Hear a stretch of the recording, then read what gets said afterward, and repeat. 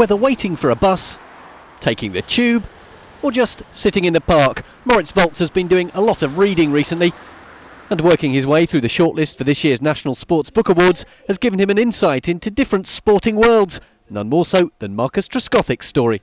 Constantly while I was reading this book, there are always little things that make me think, can you actually say that cricket is a sport? When, you know, for most of the time the guy's sitting on the pavilion or on the balcony eating sandwiches.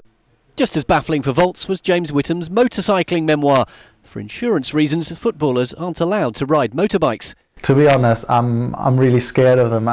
I've got two left hands. I've got nothing sort of technical about me.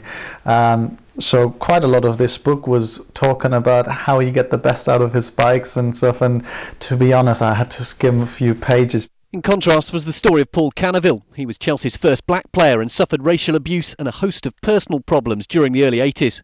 This one went, you know, within 1 or 2 days because I just, you know, I almost didn't want to put it down. He lived a quite sort of abnormal life. He had to face some serious problems. I cannot imagine what it was like for him being actually racially abused by his own fans. The tale of Bradley Wiggins made an impression on Volz as well, especially the insights into his training regime. He talks about cyclists going into training and often getting to a stage of exhaustion where they see black and almost pass out, which is something that I've never experienced playing football. Mick Fitzgerald's life in racing proved a winner with Volz and his teammates, even if the German himself is not a big fan of the turf.